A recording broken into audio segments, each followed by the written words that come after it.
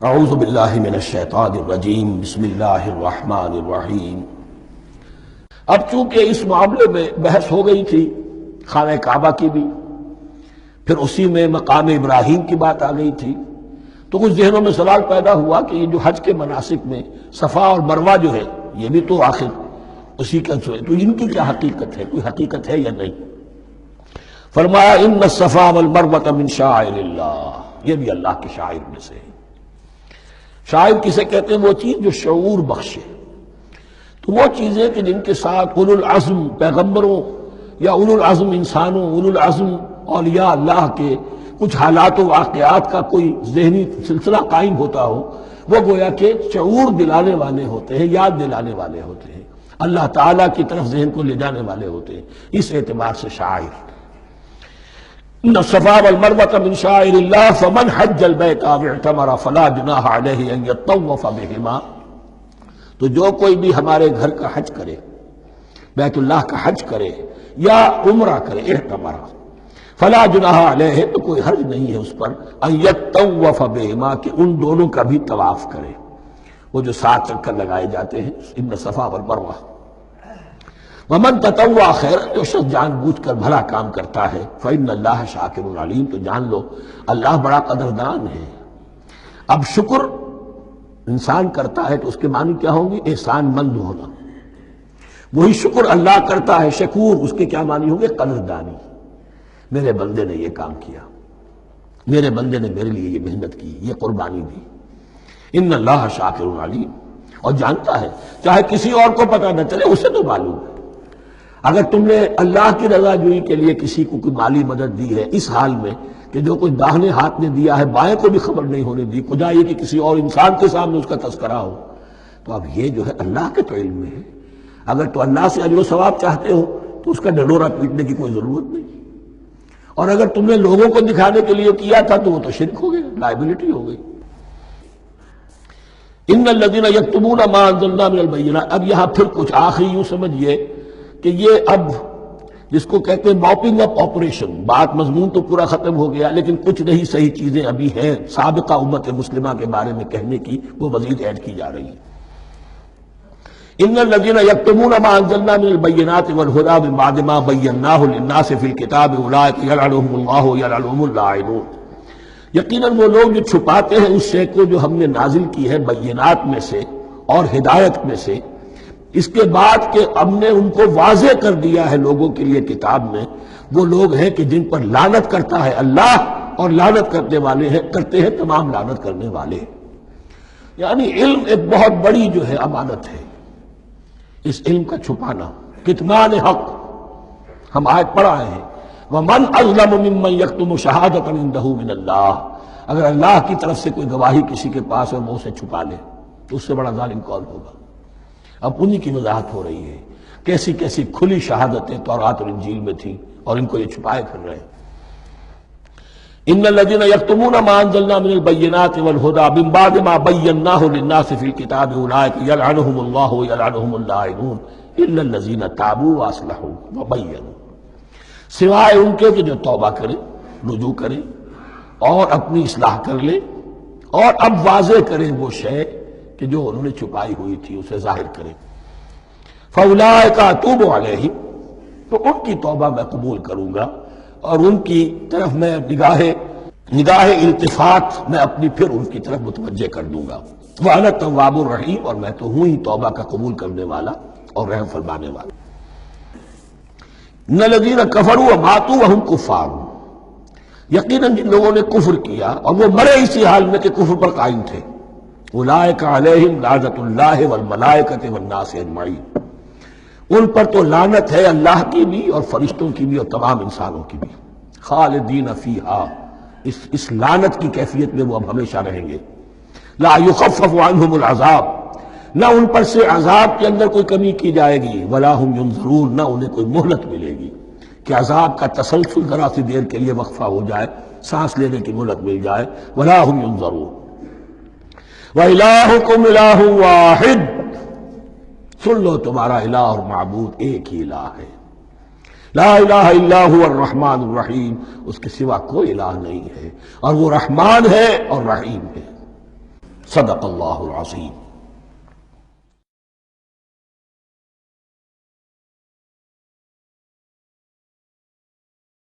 اعوذ باللہ من الشیطان الرجیم، بسم اللہ الرحمن الرحیم۔ اب جو آیت آ رہی ہے اس کے پڑھنے سے پہلے ایک بات سمجھ لیجئے کہ یہ جو اب 22 رکوعوں کا مضمون ہم پڑھ رہے ہیں، مجھے یہ بات آج شروع میں واضح کرنی چاہیے تھی، اس میں ترتیب کیا ہے۔ میں پہلے عرض کر چکا ہوں کہ پہلے 18 رکوعوں کی تقسیم ورٹیکل کی ہے ہم نے، 18 کو 4 رکوع ادھر، 10 درمیان میں، پھر 4 ادھر۔ یہاں اب چلے گی ہاریزونٹل تقسیم، افقی تقسیم، اور اس کی بھی شکل کیا ہے کہ 4 مضامین ہیں کہ جو تانے بانے کے ساتھ بنے ہوئے ہیں، یا 4 لڑیاں ہیں مضمون کی کہ جن کو بٹ کر رسی بنا دیا گیا۔ وہ 4 مضامین کیا ہیں؟ مسلمانوں سے خطاب میں ان کے لیے عبادات اور احکام اور شرائع، یہ واجب ہے، یہ کرنا ہے، یہ حلال ہے، یہ حرام ہے، نماز فرض ہے، روزہ فرض ہے، وغیرہ وغیرہ۔ اور 2 لڑیاں جہاد، جہاد بالمال، جہاد بالنفس۔ جہاد بالنفس کی آخری انتہا قتال ہے، جہاں انسان نقد جان ہاتھ پر رکھ کر، ہتھیلی پر رکھ کر میدان میں حاضر ہو جاتا ہے۔ جو جنگ میں گیا اس نے اپنے آپ کو موت کے لیے پیش کر دیا، بچ کر آ جائے تو بونس ہے۔ اس اعتبار سے یہ 4 جڑیں۔ شریعت کو 2 حصوں میں تقسیم کیجئے، عبادات اور پھر بقیہ احکام شریعت، معاملات، جن میں خاص طور پر شوہر اور بیوی کا تعلق جو ہے وہ سب سے اہم ہے۔ لہذا اس صورت میں آپ دیکھیں گے تفصیلی احکام آئیں گے آئلی قوانین کے ضمن میں۔ دوسری طرف جہاد بالمال یعنی انفاق، اللہ کی راہ میں خرچ کرنا، اور جہاد بالنفس جس کی آخری منزل قتال۔ اب یہ 4 لڑیاں اس طرح سے ہیں، فرض کیجئے ایک لال لڑی ہے، ایک پیلی ہے، ایک نیلی ہے، ایک ہری ہے، ان کو بٹ دیا گیا ہے۔ جب ایک طرف سے دیکھیں گے تو کٹا پھٹا نظر آئے گا رنگ، لال نظر آیا، پھر پیلا نظر آیا، پھر نیلا نظر آیا، پھر ہرا، پھر لال، پھر نیلا، پھر پیلا، پھر ہرا۔ تو ایسا معلوم ہوگا جیسے کٹے پھٹے ہیں مضامین۔ لڑیاں کھول دیجئے، معلوم ہوگا ایک لڑی وہ بھی بڑی مسلسل ہے، جہاد بالمال کی، ایک لڑی ہے جہاد بالنفس یعنی قتال کی، ایک لڑی ہے جو عبادات کی، ایک لڑی ہے معاملات کی اور شریعت کے احکام کی۔ یہ 4 لڑیاں، اور یہ تانے بانے کی طرح بنی ہوئی ہیں، لیکن اسی بنتی میں بہت بڑے حسین پھول موجود ہیں۔ طویل آیات، عظیم ترین آیات قرآن مجید کی، ان میں سے اب ایک آیت یہاں آ رہی ہے۔ اس کو میں نے عنوان دیا ہے آیت الآیات۔ ان فی خلق السماوات والارض واختلاف اللیل والنہار والفلک التی تجری فی البحر بما ينفع الناس وما انزل اللہ من السماء من ماء فاحیا به الارض بعد موتها وبث فیہا من کل دابۃ وتصریف الریاح والسحاب المسخر بین السماء والارض لآیات لقوم یعقلون۔ اتنے فینومینا آف نیچر کسی ایک آیت میں جمع نہیں ہے قرآن۔ اللہ تعالیٰ تمام فینومینا آف نیچر کو اپنی آیتیں قرار دیتا ہے۔ آسمان اور زمین کی تخلیق، رات اور دن کا الٹ پھیر مختلف جگہوں پر، اور یہ جو ستارے ہیں اور یہ جو بھی نباتات ہیں زمین کی، ان میں سے آیتیں ہی آیتیں۔ لیکن ان آیت الآیات کو جس طرح یہاں ایک آیت میں سمویا ہے، یہ حکمت کا ایک بہت بڑا پھول ہے، بہت بڑا پھول جو ان 4 لڑیوں کی بنتی کے اندر آ گیا ہے۔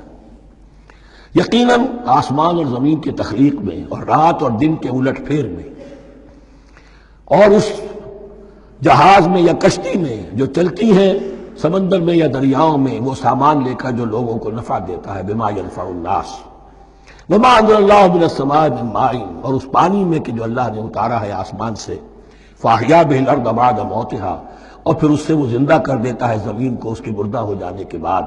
بے آب و گیا زمین پڑی تھی، بارش ہوئی ہے، اسی میں سے روئندگی آ گئی ہے۔ وَبَثَّ فِيهَا مِن كُلِّ دَابَّةٍ، اور یہ تمام حیوانات اور چرند اور پرند جو اس کے اندر پھیلا دیے گئے ہیں۔ وَتَصْرِيفِ الرِّيَاحِ، اور یہ ہواؤں کا چلنا جو ہے، کبھی پروا چل رہی ہے، کبھی پچھمی چل رہی ہے، کبھی مشرق سے آ رہی ہے، کبھی مغرب سے آ رہی ہے، تصریف الریاح ہے۔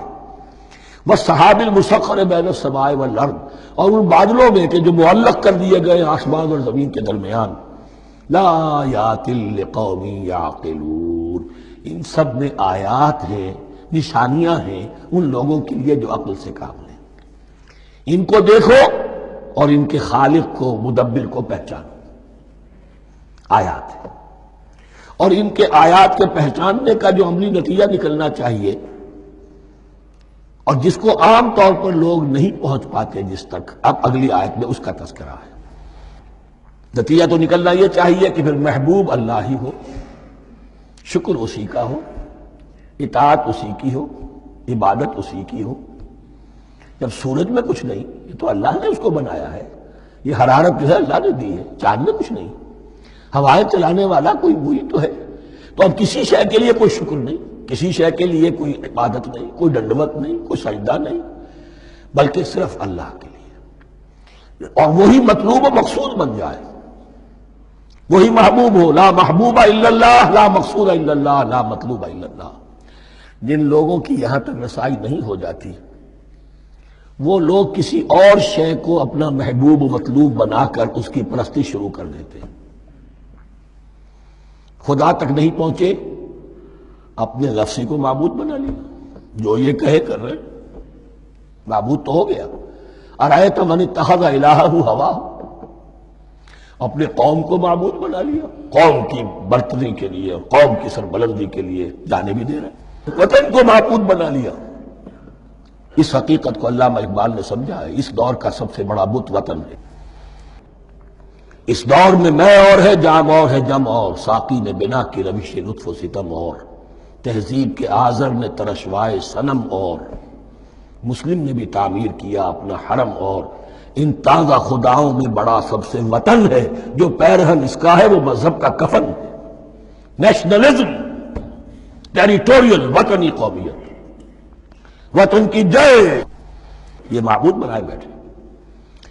تو اب یہاں سنیے، وَمِنَ النَّاسِ، اور لوگوں میں سے کچھ ایسے بھی ہیں، مَن يَتَّخِذُ مِن دُونِ اللَّهِ أَندَادًا، جو اللہ کو چھوڑ کر کچھ اور چیزوں کو اس کا مد مقابل بنا دیتے ہیں۔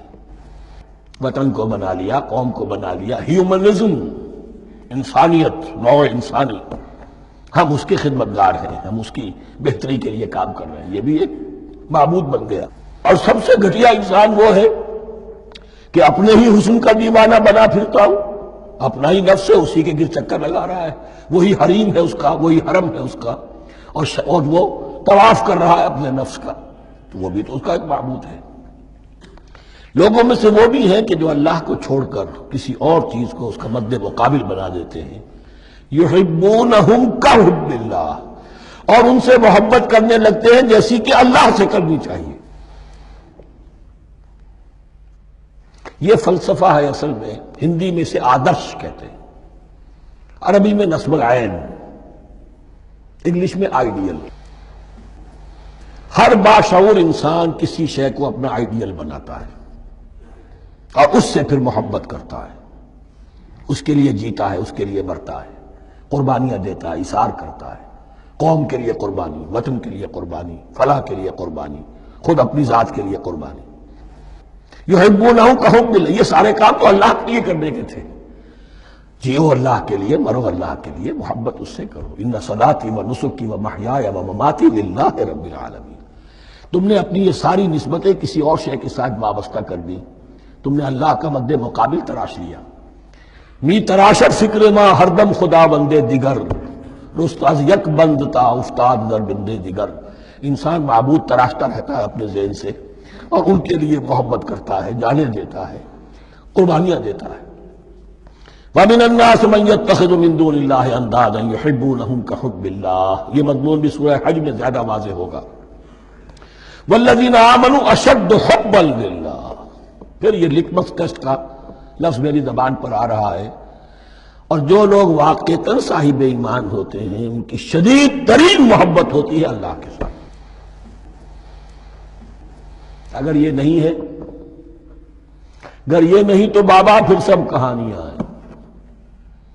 کوئی شے اللہ سے زیادہ محبوب ہو گئی وہ تمہاری معبود ہے، تم نے اللہ کو چھوڑ دیا، چاہے وہ دولت ہی ہے، چاہے اس عبد الدینار و عبد الدرہم، ہلاک و برباد ہو جائے درہم و دینار کا بندہ۔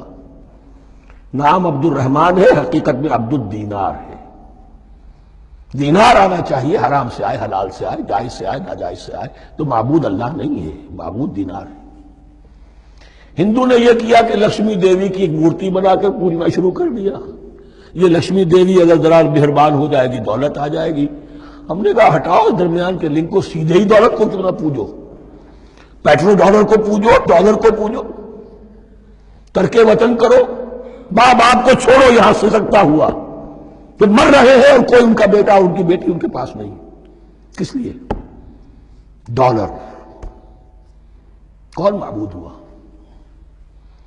وَمِنَ النَّاسِ مَن يَتَّخِذُ مِن دُونِ اللَّهِ أَندَادًا يُحِبُّونَهُمْ كَحُبِّ اللَّهِ وَالَّذِينَ آمَنُوا أَشَدُّ حُبًّا لِلَّهِ وَلَوْ يَرَى الَّذِينَ ظَلَمُوا إِذْ يَرَوْنَ الْعَذَابَ أَنَّ الْقُوَّةَ لِلَّهِ جَمِيعًا۔ اور کاش کہ دیکھ لیتے یہ لوگ جو اس شرک میں اور اس گناہ میں مبتلا ہیں، ظلم شرک کے معنی، جب وہ دیکھیں گے عذاب کو اور یہ بات واضح ہو جائے گی کہ قوت تو ساری کی ساری اللہ کے ہاتھ میں ہے، کسی کے پاس کچھ نہیں، وَأَنَّ اللَّهَ شَدِيدُ الْعِقَابِ، اور یہ کہ اللہ سزا شدید العذاب، اللہ سزا دینے میں بہت سخت ہے۔ اس وقت آنکھ کھلے گی تو فائدہ کیا ہوگا؟ اب آنکھ کھلے تو فائدہ ہے۔ صدق اللہ العظیم۔